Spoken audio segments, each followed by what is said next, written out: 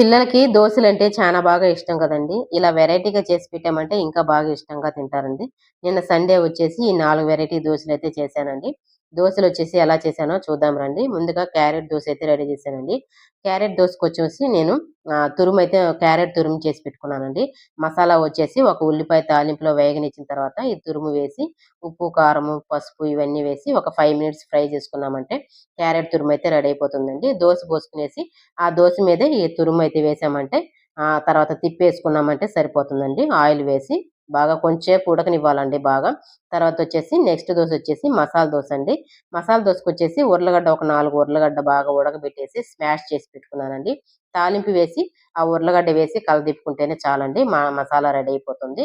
తర్వాతొచ్చేసి నేను ఈ దోసకొచ్చేసి ఉల్లికారం అయితే రెడీ చేసుకున్నాను. ఉల్లికారం వచ్చేసి ఒక 2 ఉల్లిపాయలు, ఒక 4, 5 ఎండుమిర్చి, వెల్లుల్లిపాయి, ఉప్పు, కారం అంటున్నా సారీ జీలకర్ర ఇవన్నీ వేసి మిక్సీ చేసి పెట్టుకున్నామంటే మనకి ఉల్లికారం అనేది రెడీ అయిపోతుందండి. దోస పోసిన తర్వాత దోస ఒక సైడ్ తిప్పేసుకునేసి దీనిపైన వచ్చేసి మనము ఉల్లికారం కొంచెము మనం చేసి పెట్టుకున్న మసాలా ఇవన్నీ వేసేసి పెట్టి దోసని తిప్పేసుకున్నామంటే ఆ మసాలా దోస అయితే రెడీ అయిపోయిందండి. క్రిస్పీగా ఉండేది మసాలా దోస. తర్వాత వచ్చేసి నెక్స్ట్ ఆనియన్ దోస అండి. ఆనియన్ దోసకొచ్చేసి నేను ఒక ఆనియన్ అయితే బాగా సన్నలుగా కట్ చేసి పెట్టుకున్నాను. ఇప్పుడు దోస పోసుకునేసి ఆ దోస మీద ఆనియన్స్ కొంచెము, మిరియాల పొడి, కొంచెంగా సాల్టు, అలాగే కారం కొంచెము, ఇడ్లీ పొడి ఉన్న గాని వేసుకోవచ్చు. నేనైతే ఉల్లి కారం కొంచెం వేసుకున్నానండి. ఇవి కొంచెం ఒక 5 మినిట్స్ అయితే బాగా ఉడకనిచ్చేసి ఆయిల్ వేసి దోస తిప్పేసుకున్నామంటే ఆనియన్ దోస అయితే రెడీ అయిపోయిందండి. ఆనియన్స్ వచ్చేసి మనకు ఆ దోస మీద కొంచెం అంటుకోవండి. బయటకొచ్చేస్తాయి మనకి పర్లేదు. నెక్స్ట్ వచ్చేసి గుడ్డు దోస అండి. గుడ్డు దోస వచ్చేసి రొటీన్‌గా ఎప్పుడు చేసుకునేదేనండి. పిల్లలొచ్చేసి దోస పిండి అనేది ఉంటేనే చాలు. ఎప్పుడు గుడ్డు దోస బొయ్యి అని అంటూ ఉంటారు. ఇప్పుడొచ్చేసి గుడ్డు దోస అయితే పోస్తున్నామండి.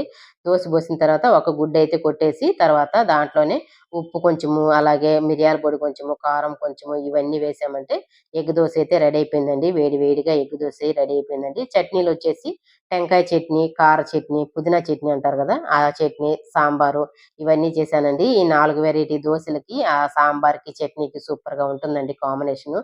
పిల్లలు బాగా ఇష్టంగా తింటారండి. ఎన్ని దోసలు తింటున్నారో తెలియకుండానే తినేస్తారు కదండీ! Okay friends. వీడియో గాని నచ్చిందంటే ఒక లైక్ ఇచ్చుకోండి. బాయ్.